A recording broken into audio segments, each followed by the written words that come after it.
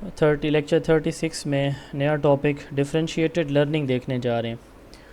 Differentiated learning classroom management का last topic है, last lecture है आज। तो सबसे पहले ना इसकी डेफिनेशन से इसको अंडरस्टैंड करने की कोशिश करेंगे, ठीक है, कि डिफरेंशिएटेड लर्निंग का मतलब क्या है। ये टर्म हमने पूरे सिलेबस के अंदर पिछले 35 लेक्चर्स के अंदर मुख्तलिफ़ जगहों पे हम इसको पढ़ते सुनते आए। मैं इसको मुख्तसरन आपको इस टर्म से इंट्रोड्यूस भी करवाता आया हूँ। अच्छा, इसको समझने के लिए ना इस इमेज को थोड़ा सा फोकस कर लेते हैं। इस इमेज से ही सारा हमारा कॉन्सेप्ट इंशाल्लाह क्लियर हो जाएगा। ये एक इमेज है, अगर आप इसकी इस साइड पे देखें तो ये 3 बच्चे हैं, ठीक है। तो इन तीनों को क्या क्या किया गया, एक एक बॉक्स दे दिया गया, ठीक है। तीनों को एक एक बॉक्स दे दिया गया। इस साइड पे अगर आप देखें, इसको कोई बॉक्स नहीं दिया गया क्योंकि इसको ज़रूरत नहीं थी। इसको एक बॉक्स दिया गया, इसको एक की ज़रूरत थी। इसको 2 बॉक्स दिए गए क्योंकि इसको 2 की ज़रूरत थी। तो बात करने का मकसद ये हुआ कि पहली इमेज, ये वाली जो इमेज है, ये है इक्वालिटी की। इक्वालिटी किसको कहती हैं? जब आप सबको सेम फार्मूले के साथ ट्रीट करते हैं, एक जैसा ट्रीट करते हैं, ये होती है इक्वालिटी। और इक्विटी होती है जब आप लोगों को उनकी नीड की के अकॉर्डिंग ट्रीट करते हैं, ठीक है। इसको ज़रूरत नहीं थी, इसको भी हमने दे दिया, इसको भी दे दिया, दोनों को ज़रूरत नहीं थी। इसको 2 की ज़रूरत थी, इसको भी हम उनके बराबर 1 दिया हमने।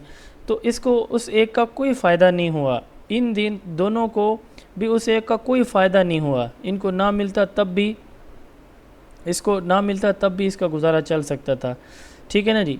तो इस बंदे को उसका क्या हुआ, कोई फ़ायदा ना हुआ। इसको हमने दिया तब भी, नहीं दिया तब भी। इसको हमने दिया तो भी इसका फ़ायदा हुआ, नहीं देते तो इसका भी नुकसान होता था। लेकिन इसको एक दे के हमने इसका नुकसान किया। कैसे? क्लास में बच्चों की नीड्स डिफरेंट होती हैं। क्लास में बच्चों की नीड्स जो हैं वो क्या होती हैं, डिफरेंट होती हैं। कुछ बच्चे बहुत जल्दी चीज़ें सीख जाते हैं, कुछ बच्चे बहुत देर से सीखते हैं, कुछ बच्चे दरमियाने दर्जे के होते हैं।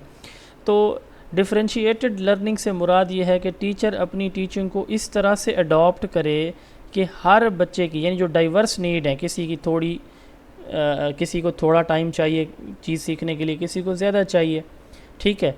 अच्छा, बच्चों की नीड्स, इंटरेस्ट, एबिलिटीज़, कैपेबिलिटीज़ और जो कॉग्निटिव एबिलिटीज़ हैं, ये डिफरेंट होती हैं बच्चों की हैं। तो जब हम सारे बच्चों को एक जैसे उससे ट्रीट करते हैं, सारे बच्चों को एक जैसे वे से ट्रीट करते हैं, तो ये हमारी होती है इक्वालिटी, ठीक है। तो इक्वालिटी में जैसे हम लेक्चर मेथड से क्लास सारी को पढ़ा रहे होते हैं बग़ैर किसी फ़र्क के, वो इक्वालिटी बेस होती है। लेकिन ये साइकोलॉजी हमें ये कहती है कि वन साइज़ फिट्स ऑल, ठीक है। तो यानी कि एक मेथड सब के लिए जो हम यूज़ करते हैं ना, वन साइज़ फिट्स ऑल का मतलब एक ही मेथड सब के लिए, इसको यूज़ करने के बजाय टीचर क्या करता है, अपनी टीचिंग को डिफरेंट पेस पे बच्चों के लर्निंग स्टाइल के अकॉर्डिंग, उनके लेवल के अकॉर्डिंग, उनके प्रीवियस नॉलेज को जज करके, हर बच्चे को अंडरस्टैंड करके अपना लेवल बच्चों की डिफरेंट नीड्स के अकॉर्डिंग रखता है। यानी यहाँ पे ये नहीं होगा कि वो डाइवर्स इंडिविजुअल को एक ही मेथड से पढ़ा देगा, वो सारी क्लास को एक मेथड से नहीं पढ़ाएगा। उसके लिए वो क्या करेगा, अपना कंटेंट जो है ना उसके अंदर वैरायटी लेकर आएगा। यानी सिर्फ टेक्स्ट नहीं होगा, उसमें audio, visuals, pictures, images, maps, सारी चीज़ें वो इंक्लूड कर लेगा। दूसरा, मेथड ऑफ टीचिंग, वो अपने टीचिंग मेथड को भी क्या करेगा, मल्टीप्लाई करेगा, बहुत सारे टीचिंग मेथड्स को वो यूज़ करेगा, ठीक है ना जी। वो डाइवर्स टीचिंग मेथड यूज़ करेगा बच्चों की नीड, यानी एक मेथड से नहीं पढ़ाएगा, 3, 4, 5 मुख्तलिफ मेथड्स को सेम लेक्चर के अंदर यूज़ करेगा। यहाँ तक क्या बात ख़त्म हो जाएगी? नेवर। वो अपनी असेसमेंट भी मुख्तलिफ तरीके से करेगा। एक बच्चा जिसको लिखने में प्रॉब्लम है तो उससे औरल क्वेश्चन कर लेगा। तो इसका मतलब ये हुआ कि कंटेंट में, टीचिंग में और असेसमेंट में, तीनों में टीचर वेरिएशन लेकर आता है बच्चों की नीड के अकॉर्डिंग। एक जैसे मेथड से तीनों चीज़ें नहीं कराता वो, ठीक है ना जी। इसको कहते हैं डिफरेंशिएटेड लर्निंग। क्लियर जी? डिफरेंशिएटेड इंस्ट्रक्शन से मुराद टीचर जो पढ़ाता है वो इंस्ट्रक्शन होती है, जो बच्चे गेन करते हैं वो लर्निंग होती है, ठीक है जी। अच्छा, अब इसमें देखें इसके की प्रिंसिपल्स क्या हैं। की प्रिंसिपल्स स्टूडेंट सेंटर्ड अप्रोच है। इसमें बच्चे की नीड्स और इंटरेस्ट को फोकस किया जाता है। फोकस ऑन स्टूडेंट की नीड्स पे फोकस किया जाता है, ना कि एक ही मेथड पे से पढ़ाया जाता है। ठीक है। इंस्ट्रक्शन को चेंज किया जाता है, जैसे मैंने बताया कि ये स्टूडेंट सेंटर्ड है, इसमें बच्चों की नीड पे फोकस किया जाता है। इंस्ट्रक्शंस डाइवर्स की जाती हैं। डाइवर्स इंस्ट्रक्शन कहते हैं टीचर जो पढ़ाता है, लर्निंग कहते हैं बच्चा जो उससे सीखता है। तो इंस्ट्रक्शंस को डाइवर्स किया जाता है, अकोमोडेट किया जाता है बच्चों के लर्निंग स्टाइल के अकॉर्डिंग टीचर पढ़ाता है। असेसमेंट एक तो कंटिन्यूस होती है यानी फॉर्मेटिव होती है, और ये मतलब ये है कि अडॉप्टेबल होती है, बच्चे की नीड के अकॉर्डिंग होती है। कुछ बच्चे रिटर्न में देना चाहते हैं, कुछ सब्जेक्टिव, कुछ ऑब्जेक्टिव, कुछ ऑरल। ठीक है, तो बच्चों की नीड के अकॉर्डिंग असेसमेंट टीचर करता है। उसके बाद ग्रुपिंग, इसमें जो टीचर ग्रुपिंग करता है वो भी फ्लेक्सिबल होगी ताकि बच्चे एक दूसरे से सीखते रहें। ठीक हो गया जी। यहाँ तक कोई कन्फ्यूजन, कोई बात समझ ना आई हो, कोई परेशानी है तो आप लोग पूछ लें जी, फिर हम इसके बेनिफिट्स की बात करते हैं। स्पेशल एजुकेशन में नहीं होती सर ये, special education is something different. Differentiated teaching में आप टीचिंग करें ना, लेक्चर मेथड यूज़ करें, इसमें आप क्वेश्चन आंसर भी कर लें, उसमें आप एक्टिविटीज़ भी कर लें, तो यही डिफरेंशिएटेड इंस्ट्रक्शन होती है। ठीक है। स्पेशल एजुकेशन में तो हर बच्चे को अलग अलग पढ़ाया जाता है ना, इसमें तो वही ग्रुप ऑफ स्टूडेंट को हम पढ़ा रहे हैं, लेकिन उसमें थोड़ी सी अडॉप्टेशन लेकर आ रहे हैं। अच्छा, आगे देखें बेनिफिट्स ऑफ डिफरेंशिएट। सर जैसे कोऑपरेटिव लर्निंग की स्ट्रेटजी होती है, ये इसमें अभी हम पढ़ते हैं, अभी टॉपिक मुकम्मल तो नहीं हुआ ना, थोड़ा वेट करें। बेनिफिट्स ऑफ डिफरेंशिएटेड लर्निंग, इसमें सबसे पहले ये बच्चों की डाइवर्स से मुराद जो चाइल्ड इंडिविजुअल डिफरेंसेस हैं वो। ठीक है, बच्चों की स्ट्रेंथ, बच्चों की एबिलिटीज़, बच्चों के इंटरेस्ट, सारी चीज़ें टीचर एड्रेस करता है। ठीक है। अच्छा, दूसरा ये है कि जब बच्चों की नीड एड्रेस हो रही होती है तो स्टूडेंट लर्निंग के अंदर क्या होते हैं, इंगेज होते हैं। जब नीड एड्रेस होती है तो बच्चे लर्निंग में क्या होते हैं, इंगेज होते हैं। स्टूडेंट का जो इंटरेस्ट है वो डेवलप होता है, बच्चे मोटिवेट होकर, एक्टिव होकर पार्टिसिपेट करते हैं लर्निंग के अंदर। इक्विटी प्रमोट कर, जैसे अभी हमने कहा ना इक्वालिटी और इक्विटी मैंने बताई, तो इक्विटी प्रमोट होती है, हर एक की नीड को देखा जाता है। यहाँ ये मतलब नहीं है कि हर बच्चे को टीचर अलग मेथड से पढ़ाएगा पूरी क्लास को, लेकिन डिफरेंट मेथड्स के थ्रू। टेस्ट पूरी क्लास का लेगा, लेकिन एक टेस्ट नहीं लेगा। एमसीक्यूज़ बेस है तो सबसे एमसीक्यूज़ बेस नहीं लेगा। ठीक हो गया। अच्छा, टॉपिक अगर उसने को दिया तो उसमें सिर्फ वो टेक्स्ट नहीं होगा, उसमें ऑडियो, विजुअल्स, टेक्सचुअल मटेरियल। ठीक हो गया। उसके अलावा कोई और लर्निंग एड्स, कोई किट्स वो यूज़ करेगा क्लास के अंदर। इससे फिर क्या होगा कि बच्चों की जो चैलेंजेस हैं वो कम होंगे, प्रॉब्लम्स कम होंगे, और बच्चों के आगे निकलने के मौके बढ़ेंगे। ठीक है। कॉन्फिडेंस डेवलप होगा बच्चों के अंदर। तो ये इसके बेनिफिट्स हैं। इसके बाद देखें स्ट्रेटजीज़। अब वो देखें ना, आपने स्ट्रेटजीज़ पूछी तो उसमें 4 स्ट्रेटजीज़ होती हैं। सबसे पहले इसमें देखें कि हम क्या करते हैं, डिफरेंशिएटेड कंटेंट कहते हैं वो टॉपिक जो टीचर ने बच्चों को डिलीवर करना है, डिफरेंशिएटेड कंटेंट। तो इसमें टीचर क्या करता है, कंटेंट को डिफरेंशिएट कर देता है। मिसाल के तौर पर उसने अगर कोई कंटेंट डेवलप किया जिसमें वोकैबुलरी बहुत मुश्किल है, बहुत डिफ़िकल्ट वर्ड्स उसमें यूज़ किए गए या टर्म्स यूज़ किए हैं, तो वो बच्चों की आसानी के लिए सिंपल मटेरियल यूज़ करेगा, सिंपल लैंग्वेज यूज़ करेगा अपने उस नोट्स के अंदर। ठीक है। अच्छा, दूसरा उसमें वो विजुअल एड्स यूज़ करेगा। ठीक है। विजुअल एड्स से मुराद चार्ट्स हैं, वीडियोज़ हैं, कोई ग्राफिक्स हैं। ठीक है। कोई माइंड मैप्स हैं, कोई फ्लैश कार्ड्स हैं, मतलब जो भी हमने जो स्टूडेंट जो हैं वो AV एड्स की बात की थी पहले, तो वो सारी वो यूज़ कर लेगा। अब एक तो ये है कि उसमें सिर्फ टेक्स्ट नहीं होगा। ठीक है। उसमें मटेरियल उसका सिंपल होगा, इजी टू अंडरस्टैंड होगा, कॉम्प्रिहेंसिव होगा, प्लस उसमें चार्ट्स, वीडियोस, ग्राफिक्स, इस तरह की चीज़ें ऐड करेगा। फिर है बाईलिंगुअल प्रोसेस। अगर इंग्लिश में अंडरस्टैंड नहीं कर पा रहे बच्चे या उर्दू में है तो उसमें नहीं कर पा रहे, तो सिंधी में बाईलिंगुअल 2 लैंग्वेजेस में वो देगा, एक जो बच्चे की लैंग्वेज है और एक जो आपके करिकुलम की लैंग्वेज है। ठीक है। अब कंटेंट डिफरेंशिएट कर लिया टीचर ने, उसके बाद क्या करेगा, प्रोसेस को डिफरेंशिएट करेगा। ठीक है। प्रोसेस से क्या मुराद है कि अब उसने टीचर ने क्या करना है, बच्चों को पढ़ाना है वो कंटेंट, ठीक है, तो उसमें वो वैरायटी ऑफ एक्टिविटीज़ यूज़ करेगा। जैसे मिसाल के तौर पर वो प्रॉब्लम सॉल्विंग है, कोई रीडिंग टास्क देगा, एक्सपेरिमेंट देगा, कोई एक्टिविटी देगा, डिस्कशन देगा, ग्रुप वर्क देगा। अच्छा, इसके साथ साथ वो टीचिंग में स्कैफोल्डिंग भी करेंगे। स्कैफोल्डिंग हमने पढ़ा हुआ कई दफ़ा कि वो टॉपिक को छोटे छोटे पार्ट्स में डिवाइड कर देगा और फिर उनको सिंपल वर्डिंग में समझाएगा, और फिर आहिस्ता आहिस्ता अपनी सपोर्ट या हेल्प कम करेगा जब बच्चा ख़ुद इस काबिल हो जाएगा कि वो चीज़ को अंडरस्टैंड कर चुका है। तो डिफरेंट लेवल ऑफ कम्प्लेक्सिटी की वो एक्टिविटी करवाएगा, सारी डिफ़िकल्ट एक्टिविटीज़ नहीं करवाएगा, सिंपल करवाएगा, फिर थोड़ी सी मीडियम लेवल की, फिर एडवांस लेवल की। ये नहीं होगा कि सिर्फ डिफ़िकल्ट टास्क वो करवाएगा। तो इजी भी, नॉर्मल भी और डिफ़िकल्ट भी, तीनों तरह की एक्टिविटीज़ या टास्क वो बच्चों को देगा। ये है डिफरेंशिएटेड प्रोसेस। ये सवाल आएगा आपके पेपर में, आपको पता होना चाहिए। फिर है डिफरेंशिएटेड प्रोडक्ट। प्रोडक्ट से अच्छा देखिए ना, प्रोसेस से मुराद टीचिंग होगी, प्रोडक्ट से मुराद उनकी असेसमेंट है। ठीक है, वो असाइनमेंट के थ्रू हो सकती है, किसी क्रिएटिव वर्क यानी प्रोजेक्ट से हो सकती है, या कोई एग्ज़ाम टेस्ट की वजह थ्रू हो सकती है। ठीक है, तो अब देखें डिफरेंशिएटेड प्रोडक्ट बच्चों को वो चॉइसेस देगा कि वो किस तरह से अपनी असाइनमेंट करना चाहते हैं, प्रेजेंटेशन देना चाहते हैं, मॉडल्स बनाना चाहते हैं, ऐसे लिखना चाहते हैं, क्या करना चाहते हैं। तो चॉइसेस देगा असाइनमेंट्स में। इसी तरह जो क्रिएटिव वर्क, उसने कोई प्रोजेक्ट या प्रैक्टिकल टास्क दिया तो उसमें भी उनको बच्चों को क्या करेगा, उसमें भी ऑप्शन देगा। ठीक है, कि वो कौन सी एक्टिविटी किस तरह से करना चाहते हैं। फिर है अडॉप्टिव असेसमेंट। अडॉप्टिव असेसमेंट वो सारे बच्चों से एक ही तरह से असेसमेंट नहीं करेगा, वो बच्चों की नीड के अकॉर्डिंग उनसे डिफरेंट काइंड की एक्टिविटीज़ या असाइनमेंट या टास्क वो करवाएगा। यानी सादा लफ्ज़ों में डिफरेंशिएटेड प्रोडक्ट से मुराद वो असाइनमेंट डिफरेंट कैटेगरीज़ की लेगा।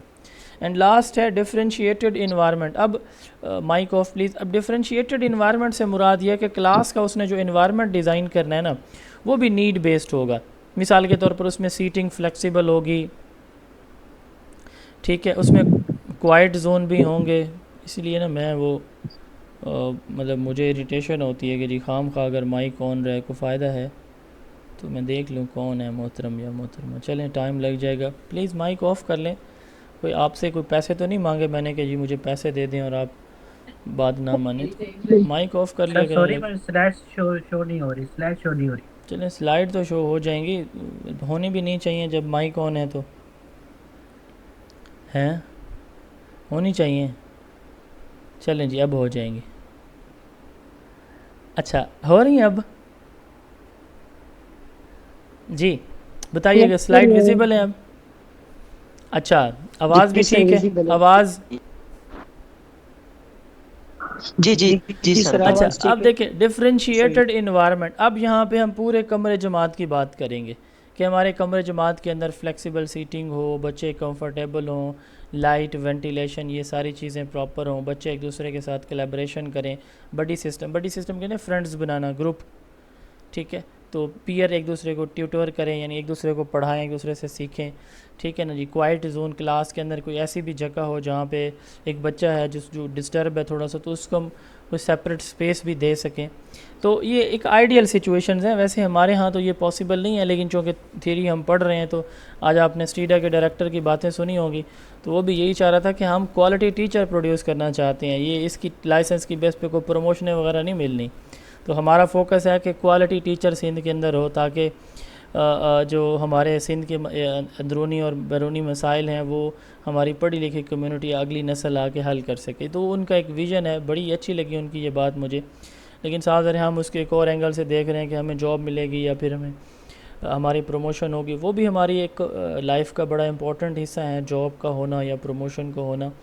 लेकिन क्वालिटी टीचर का होना उससे ज़्यादा इंपॉर्टेंट है, आई थिंक सो। बहरहाल सिंध हुकूमत आपके पीछे लग गई है टीचर कम्युनिटी के, और वो जो है ना वो आपको ट्रेन करके ही छोड़ेंगे, मुझे यही लगता है। यहाँ तक कोई प्रॉब्लम जी, किसी को कोई बात समझ ना आई हो डिफरेंशिएटेड इंस्ट्रक्शन की? जी प्लीज़।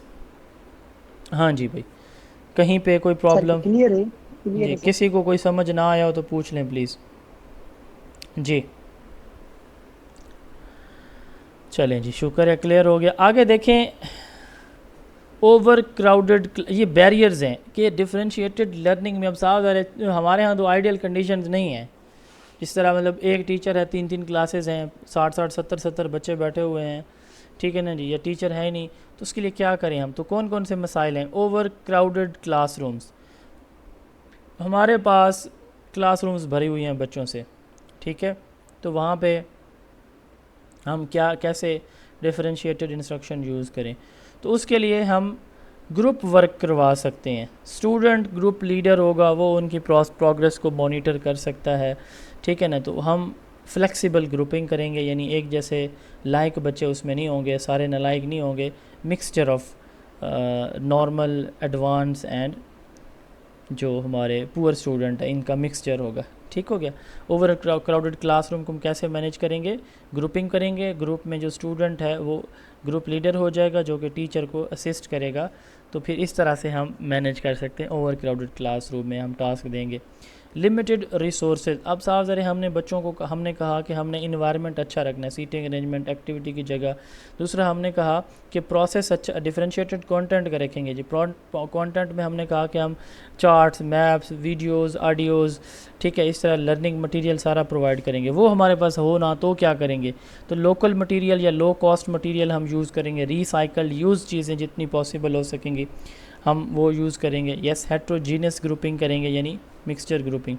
लैंग्वेज बैरियर हैं तो बाई लिंगुअल मेथड हम यूज़, लैंग्वेज बैरियर से मुराद मदर टंग सिंधी है और हम जो है उसको इंग्लिश में पढ़ा रहे हैं, तो लैंग्वेज बैरियर्स को भी हमने ओवरकम करना है, ठीक है। उसके बाद है सोशो इकोनॉमिक चैलेंजेस।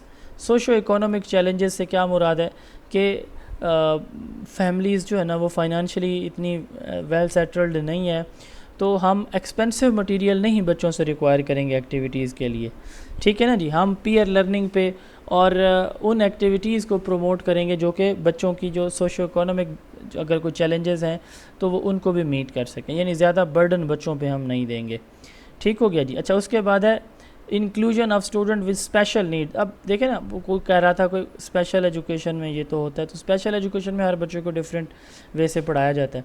तो अब हमारे यहाँ अगर हमारी क्लास के अंदर स्पेशल नीड के बच्चे बैठे हुए हैं, स्पेशल नीड से यहाँ वो मुराद बच्चे होते हैं जो इनको मॉडरेट डिफ़िकल्टीज़ होती है, सुनने में, देखने में कोई प्रॉब्लम है, मूवमेंट में थोड़ा बहुत प्रॉब्लम है। जो मुकम्मल डिसेबल होते हैं ना, वो इस हमारी नॉर्मल स्कूल में नहीं पढ़ सकते, उनके लिए फिर स्पेशल एजुकेशन ही होता है। तो इन ऐसे बच्चों के लिए हम टेक्टाइल लर्निंग यानी लर्निंग थ्रू टच से, ऑब्जर्वेशन से बच्चे जो है वो चीज़ें लर्न करेंगे। जो विजुअली इम्पेयर्ड हैं, इस तरह जो सुनने में जिनको प्रॉब्लम है तो उनको हम हेयरिंग डिफ़िकल्टीज़ वालों को हेयरिंग डिवाइसेस दे देंगे, एम्पलीफायर वगैरह, ठीक हो गया। टीचर वर्कलोड, तो टीचर जो है ना उसको हम ट्रेन करेंगे ताकि वो टाइम से पहले, क्लास से पहले अपना जो लेक्चर है, लेसन है, वो प्रिपेयर कर ली। ये कुछ बैरियर्स होते हैं जो कि हमारे डिफरेंशिएटेड क्लास में आ सकते हैं और उनके साथ सलूशन है। इन बैरियर्स को हम कैसे ओवरकम कर सकते हैं? टीचर्स की ट्रेनिंग करवा के, बच्चों को इनकरेज करके वो एक दूसरे के साथ रिसोर्सेज शेयर करें, एक दूसरे की सपोर्ट करें, अपनी टीचिंग को सिंपल स्मार्ट रख के, मैक्सिम्स ऑफ टीचिंग का फार्मूला यूज़ करके, ठीक है, ग्रुप वर्क करा के, और इसके साथ साथ पेरेंट्स को इन्वॉल्व करके। ये था जी हमारा टॉपिक। इस टॉपिक में आपको कहीं पे कोई मसला है तो आप लोग पूछ सकते हैं जी प्लीज़। डिफरेंशिएटेड इंस्ट्रक्शन में कहीं पे कोई बात समझ ना आई हो तो पूछ सकें। अब इसका ना बड़ा सिंपल सा एक कह सकते हैं हम कि अगर इसको 4-5 लाइनों में मैं समराइज़ करूं, ठीक है, डिफरेंशिएटेड लर्निंग को या इंस्ट्रक्शंस को, तो मैं क्या कहूँगा? मैं कहूँगा कि डिफरेंशिएटेड इंस्ट्रक्शन या लर्निंग एक ऐसी मेथडोलॉजी है जिसमें हम सेम मेथड के बजाय variety of method, variety of content और वैरायटी ऑफ असेसमेंट यूज़ करते हैं, ताकि जो डाइवर्स लर्नर्स क्लास के अंदर बैठे हुए हैं सारे बच्चे अपनी जो नॉलेज, स्किल्स, वैल्यूज़ एक्वायर कर सकें। अगर हम सेम मेथड से पढ़ाते हैं तो बहुत सारे बच्चों की needs, learning style, pace, interest और कैपेबिलिटीज़ डिफरेंट होती हैं, तो वो उन बच्चों को तो उसका फ़ायदा हो रहा होता है जो उनकी लर्निंग स्टाइल से चीज़ें मैच कर रही हैं, तो बाकी जो बच्चे होते हैं वो उससे प्रॉपर चीज़ें गेन नहीं कर रहे होते। तो डिफरेंशिएटेड इंस्ट्रक्शन हमारे पास एक स्ट्रेटजी है जहाँ पे हम multiple teaching method, multiple learning resources, multiple assessment, ठीक है, वैरायटी ऑफ कंटेंट और डेवलप करके सारे बच्चों की नीड्स को एड्रेस कर सकते हैं। ठीक है जी। CRQs आज लास्ट टॉपिक है, बस यही था। ठीक हो गया, टॉपिक एक ही था आज हमारा। अच्छा, CRQs, what is differentiated learning, what are its key elements. Differentiated learning, अभी मैंने जो बताया आपको, डिफरेंशिएटेड लर्निंग का ही सवाल था और उसके की एलिमेंट वही हैं, differentiated content, process, product and environment, 4 component है। जी जी। एग्जाम्पल आप दे सकते हैं किसी सब्जेक्ट का इंस्ट्रक्शन के हिसाब से, जैसे क्या अगर हम साइंस साइंस का कोई टॉपिक लेकर आप आप एग्जाम्पल फोटोसिंथेसिस दें। पढ़ा रहे हैं, ठीक है ना जी, फोटोसिंथेसिस आप पढ़ा रहे हैं, सपोज करें। अच्छा, कुछ बच्चे ऐसे हैं जो एक्टिविटी से सीखते हैं, कुछ बच्चे आपके सिंपल इंस्ट्रक्शन से सीखते हैं, कुछ क्वेश्चन आंसर से सीखते हैं। तो आप इसी टॉपिक को क्वेश्चन आंसर से भी यूज़ करेंगे, एक्टिविटीज़ भी बच्चों को कराएंगे, ठीक है। पौधा ला के डिमॉन्स्ट्रेशन भी उसकी करके देंगे कि इधर से सूरज की रोशनी, इधर नीचे से जड़ों से पानी वो पौधा एब्जॉर्ब कर रहा है, यहाँ पत्ते में फोटोसिंथेसिस हो रहा है, यहाँ से खुराक बन रही है। तो मतलब आप एक ही टॉपिक को बहुत सारे मेथड से पढ़ा रहे हैं। अब इसमें आप क्वेश्चन आंसर भी कर रहे हैं, वर्बली भी, आप ज़बानी भी सवाल पूछ रहे हैं, बच्चों से बोर्ड पे भी लिखवा रहे हैं सवाल, और उन बच्चों को कॉपी पे भी लिखवा रहे हैं। तो ये वैरायटी ऑफ असेसमेंट आ जाएगी जी। Differentiated learning helps in creating inclusive environment, explain. जी ग्रुपिंग भी करेंगे, फास्ट लर्नर और स्लो लर्नर्स के हिसाब से ग्रुपिंग होगी या नहीं, मतलब देखिए मैंने बताया है, फ्लेक्सिबल ग्रुपिंग का मतलब ये होता है हेट्रोजीनियस ग्रुपिंग होगी। लाइक बच्चा एक दो दरमियाना, एक दो कमज़ोर, ताकि वो एक दूसरे को असिस्ट कर सकें। सारे लाइक या सारे ना लाइक अलग अलग हम नहीं कर सकते। तो ये हेट्रोजीनियस होती है। हेट्रोजीनियस का मतलब मुख्तलिफ सलाहियतों के बच्चों की grouping. Differentiated learning helps in creating an inclusive environment. तो इंक्लूसिव इन्वायरमेंट ही है, इसमें बच्चों की नीड्स जो है ना, वो सारे बच्चों को इक्वल अपॉर्चुनिटीज़ मिल जाती हैं। बच्चों की जो डिफरेंट एबिलिटीज़ और बैकग्राउंड हैं, उनके लर्निंग प्रॉब्लम्स हैं, अच्छे, नॉर्मल, कमज़ोर बच्चों के, वो सब के एड्रेस हो रहे होते हैं। तो फेलियर के बजाय बच्चों का इंटरेस्ट डेवलप होता है, बच्चे मोटिवेट होकर जो है ना चीज़ें लर्न करते हैं। चूँकि बच्चों के प्रॉब्लम्स एड्रेस हो रहे होते हैं, टीचर उनके प्रॉब्लम को सुनता है, उनकी हेल्प करता है, तो बच्चे मोटिवेट होकर लर्न करते हैं। यही इंक्लूसिव लर्निंग होती है, जिसमें सारे बच्चों को इक्वली ट्रीट किया जाता है बगैर किसी डिस्क्रिमिनेशन के। We can modify the content, yes आप मॉडिफाई कर सकते हैं जी। सर, टीचिंग प्रोसीजर नहीं होगा कि बहुत सारे मेथड से, स्ट्रेटजी से हम पढ़ाएं बच्चों को? क्या नहीं होगा?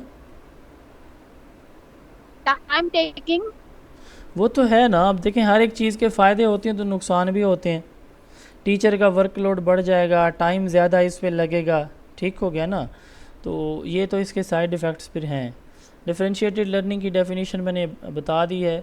Why it is important, differentiated learning क्यों इम्पॉर्टेंट है? क्योंकि देखें, हमारी क्लास के अंदर सारे बच्चे एक जैसी एबिलिटीज़ के नहीं होते। कुछ फास्ट मूविंग होते हैं, कुछ स्लो मूविंग होते हैं, कुछ नॉर्मल होते हैं। हर बच्चे का लेवल ऑफ अंडरस्टैंडिंग डिफरेंट है। जब हम उसको डिफरेंशिएटेड लर्निंग से पढ़ाते हैं तो उनकी नीड्स एड्रेस हो रही होती हैं, उनके प्रॉब्लम्स या क्वेश्चंस को टीचर सुन के अकॉर्डिंगली आंसर कर रहा होता है। इसका फ़ायदा क्या होता है कि ये बच्चे, उनकी लर्निंग, उनकी प्रोग्रेस जो है, एकेडमिक अचीवमेंट, उसके अंदर इम्प्रूवमेंट आती है। तो एक तरह का इंक्लूसिव और सपोर्टिव इन्वायरमेंट डेवलप होता है। की बेनिफिट्स क्या हैं? यही जो अभी मैं बता रहा था कि पार्टिसिपेशन बढ़ती है, बच्चों का फियर कम होता है, इंटरेस्ट डेवलप होता है, कॉन्फिडेंस एंड ग्रोथ होती है। उनके जो लर्निंग प्रॉब्लम्स या लर्निंग गैप्स हैं वो आइडेंटिफाई करके टीचर उनको ओवरकम करने की कोशिश करता है। इंक्लूसिव इन्वायरमेंट इससे डेवलप होता है। सर वही can it is approach in which we blend other approach. हाँ बिल्कुल, ब्लेंड, वैसे जो टर्म है ना ब्लेंडेड, वो थोड़ा सा डिफरेंट है। इंटीग्रेशन आप इसके लिए वर्ड यूज़ कर लें कि एक इंटीग्रेटेड टीचिंग होती है। What is the role of teacher? Teacher का रोल जो है ना डिफरेंशिएटेड लर्निंग में, उसका ये होता है कि वो स्टूडेंट की नीड्स को, स्टूडेंट के प्रॉब्लम्स को, स्टूडेंट की एबिलिटीज़ को आइडेंटिफाई करता है।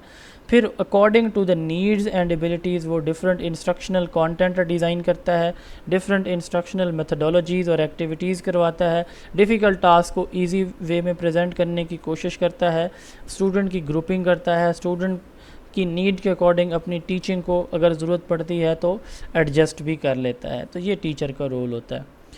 How does differentiated learning support weak student? ये बेसिकली इसका पर्पज़ ही उन्हीं वीक स्टूडेंट के लिए होता है कि वो भी क्लास में अपने टीचर से बेनिफिट्स लें। ठीक है। वीक स्टूडेंट में चूँकि उनको एक्स्ट्रा हेल्प चाहिए होती है, उनको सिंपल टास्क भी सम टाइम डिफ़िकल्ट लग रहा होता है, तो टीचर क्या करता है, टास्क को सिंप्लीफाई करता है, रिपीट कर देता है, एक्स्ट्रा प्रैक्टिस करवा देता है, लार्जर टॉपिक को स्मॉलर टॉपिक्स में छोटे छोटे पार्ट्स में डिवाइड करके पढ़ाता है, उन बच्चों को ज़्यादा टाइम देता है, उनको कंटिन्यूसली फीडबैक देता रहता है, उससे उनके अंदर कॉन्फिडेंस आता है और वो प्रॉब्लम्स को अंडरस्टैंड कर लेते हैं। अच्छा, आगे है what are the classroom practices of differentiated learning. Classroom practices से मुराद, इसमें हम क्या करते हैं, डिफरेंट टीचिंग मेथड यूज़ करते हैं, एक्टिविटीज़ डिफरेंट करवाते हैं, बच्चों के नीड के अकॉर्डिंग इंस्ट्रक्शंस को डिज़ाइन करते हैं, बच्चे अपनी पेस के मुताबिक इसमें सीखते हैं। इंडिविजुअलाइज सपोर्ट हम देते हैं but only when it is required, जब इसकी ज़रूरत होती है। पीयर लर्निंग इसमें इंकरेज की जाती है, बच्चे एक दूसरे से जहाँ सीखते हैं। How does differentiated learning improve classroom performance. Differentiated learning से ये होता है कि अगर आप एक ही मेथड से पढ़ा रहे हैं, कुछ बच्चे जो फौरी उनको चीज़ों को पिक कर रहे हैं तो वो तो अच्छे मार्क्स ले जाते हैं, बाकी बच्चे रह जाते हैं। तो इसमें चूँकि टीचर बच्चों की नीड के अकॉर्डिंग अपने टीचिंग मेथड को एडजस्ट करता है डिफरेंट लर्नर्स के लिए, स्टूडेंट को अंडरस्टैंड कराने की मुकम्मल कोशिश करता है, उनके लेवल पर जाके वीक स्टूडेंट को एक्स्ट्रा सपोर्ट मिल जाती है और उनके चैलेंजेस या प्रॉब्लम्स एड्रेस हो जाते हैं। इससे एक बैलेंस आ जाता है और क्लास का ओवरऑल रिजल्ट फिर इम्प्रूव होता है, क्योंकि बच्चे साफ ज़ाहिर है जब उनको इस तरह की सपोर्ट मिल रही होती है तो बड़े एक्टिवली फिर वो भी कोशिश करते हैं। एटलीस्ट ये है कि जो बच्चे फेल हो रहे होते हैं पहले, तो अब वो एटलीस्ट पासिंग मार्क्स को लाजमी ले लेते हैं ना, तो फेलियर रेट कम हो जाता है क्लास का, क्लासरूम एनवायरनमेंट इफेक्टिव हो जाता है। What is role of learning style. देखें लर्निंग स्टाइल का डिफरेंशिएटेड लर्निंग में क्या रोल है। लर्निंग स्टाइल हमने 4 पढ़े थे वर्क मॉडल में। टीचर यहाँ पे लर्निंग स्टाइल को अंडरस्टैंड करता है। मिसाल के तौर पर ऑडिटरी लर्नर हैं, टीचर चुप करके लेक्चर मेथड दे दे।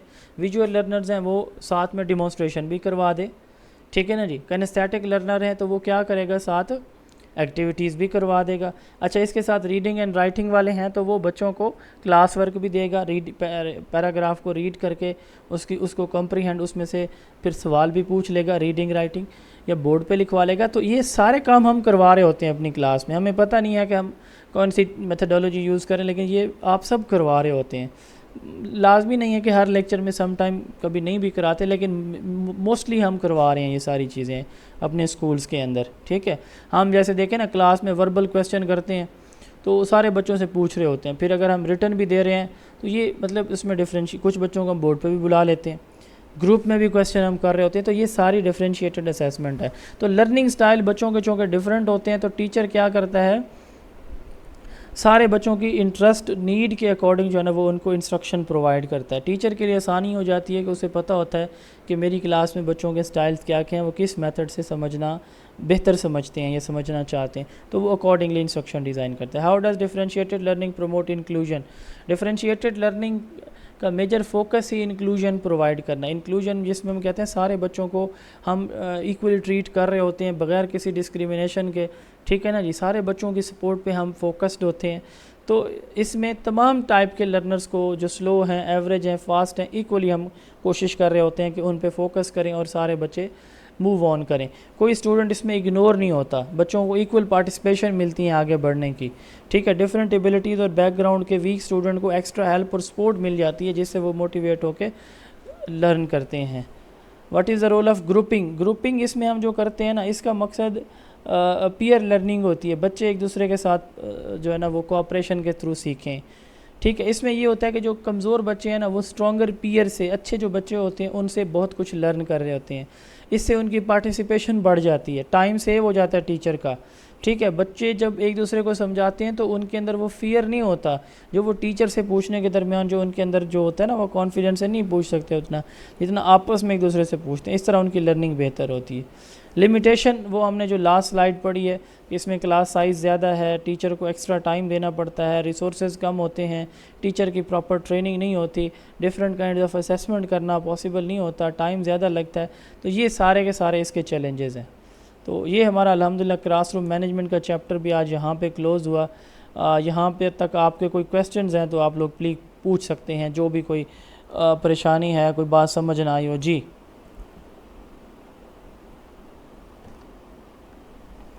हाँ जी भाई, है कोई परेशानी जी? टॉपिक से हटके क्वेश्चन था, पूछ लूं? जी पूछें। सर अगर किसी का बीएड स्पेशल एजुकेशन में हो तो वो लाइसेंस के टेस्ट के लिए एलिजिबल है? नहीं नहीं जी। टॉपिक से रेलिवेंट कोई सवाल जी, कोई प्रॉब्लम? जी सर, मेरा क्वेश्चन है कि मैंने ग्रुप में भी ये किया है, इंक्लूसिव एजुकेशन इनसे रिलेटेड है, क्या वो ब्रॉडेस्ट टर्म है इसकी या नैरोस्ट है? नहीं, इंक्लूसिव एजुकेशन में यही काम हम सारे कर रहे होते हैं। बेसिकली ये इंक्लूजन के लिए ही किया जाता है। इंक्लूसिव एजुकेशन के लिए ही हम डिफरेंशिएटेड लर्निंग यूज़ करते हैं, ठीक है। तो हम यूँ सिंपली यूँ कर सकते हैं कि जो इंक्लूसिव है वो एक ब्रॉडर टर्म है, उसमें और भी बहुत सारी चीज़ें, उसमें स्कूल का इन्वायरमेंट भी आ जाता है, उसमें आपका करिकुलम सारे का सारा आ जाता है, ठीक है। ये एक क्लासरूम की हद तक है, एक लेक्चर की हद तक जब हम पढ़ा रहे होते हैं उसको इस तरह से चीज़ें हम डिज़ाइन करते हैं, तो ये डिफरेंशिएटेड होती है। यूँ आप कह सकते हैं कि डिफरेंशिएटेड इंक्लूसिव का एक पार्ट है जी। और कोई सवाल जी? Okay sir, thank you sir. Sir ये वीडियो लेक्चर की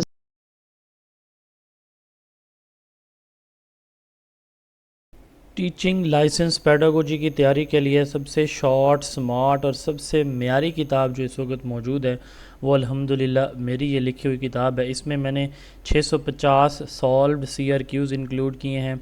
इसमें सीबा का पास्ट सैम्पल पेपर जो है वो मैंने सॉल्व करके इंक्लूड किया है। हर टॉपिक की डिटेल मैंने ऐड की है, हर टॉपिक के बाद मैंने CRQs को ऐड किया है, प्लस इम्पॉर्टेंट CRQs भी मैंने ऐड किए हैं। STS का जो सिलेबस है टीचिंग लाइसेंस पेडागोजी का, तो वो तमाम के तमाम चैप्टर्स इसके अंदर शामिल किए गए हैं जो कि STS ने अपने सिलेबस के अंदर इंक्लूड किए हैं।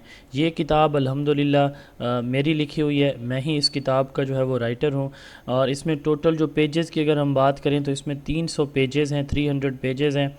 899 रुपये, 899 यानी 900 रुपये आपको 900 रुपये में ही आपको बग़ैर किसी डिलीवरी चार्जेस के, कोई इसके डिलीवरी चार्जेस नहीं, आपको होम एड्रेस पे मिलेगी। 033280559050 0332805595 ये हमारा ऑफिशियल व्हाट्सएप नंबर है। इस पे लैला बतूल के नाम से इजी पैसा अकाउंट है। आप इस पे ये पेमेंट सेंड करके उसका स्क्रीनशॉट और अपना कंप्लीट पोस्टल एड्रेस, क्योंकि हम पोस्ट ऑफिस से बुक्स भेजते हैं, तो अपना कंप्लीट पोस्टल एड्रेस आप हमें इसी नंबर के ऊपर जिस पे आपने पेमेंट की होगी इसका स्क्रीनशॉट लेके पेमेंट का और अपना एड्रेस इसी नंबर के ऊपर हमें व्हाट्सएप करेंगे, हम आपको इंशाल्लाह बुक प्रोवाइड करेंगे। वैसे इस किताब की जो प्राइस है वो 1250 है, लेकिन हमने स्पेशल डिस्काउंट दिया हुआ अपने पहले एडिशन के ऊपर कि हमने इसमें 350 स्पेशल डिस्काउंट ऑफ़र किया, डिलीवरी चार्जेस नहीं ले रहे, तो 1250 जमा 200 अगर आप करें 1450 बनता है। हम सिर्फ 900 रुपये में सिंध भर के अंदर, पाकिस्तान भर के अंदर ये किताब बिल्कुल फ्री होम डिलीवरी के साथ जो है वो पहुंचा रहे हैं। अब इसमें अगर मैं आपको इसके सैम्पल पेजेस दिखाऊं तो ये हमारी किताब है, ठीक है। ये उसका टाइटल पेज है, उसमें मैं आपको एक दो सिर्फ टॉपिक्स दिखाता हूँ ताकि आपका टाइम ज़ाया ना हो ज़्यादा, ठीक है। ये इसका टेबल ऑफ कंटेंट है। आपको पहले सैम्पल भेजा जाता है, ये नहीं है कि आप डायरेक्टली किताब परचेज़ कर लें, आप पहले इसका सैम्पल चेक करें, ठीक है ना जी। ये हमारा जो STS ने सिलेबस दिया है वो सारा है, ठीक है ना जी। ये सारा सिलेबस आ रहा है। अब इसके बाद जो सबसे अहम चीज़ इसके अंदर मैंने ऐड की है ना, वो एक तो ये कि पास्ट सैम्पल पेपर मुकम्मल सॉल्व फॉर्म में ऐड किया, ये आप देख सकते हैं। दूसरे नंबर पे अब इसमें टॉपिक को हमने कैसे एक्सप्लेन किया हुआ है ये आपको मैं दिखाता हूँ कि हमने टॉपिक वाइज इसकी डिस्क्रिप्शन कैसे दी है, ठीक है। ये पहला टॉपिक है हमारा, ठीक है, methods of teaching and foundations of education, पहला चैप्टर है, सॉरी उसका पहला टॉपिक है इंस्ट्रक्शनल अप्रोचेज एंड स्ट्रेटजीज़।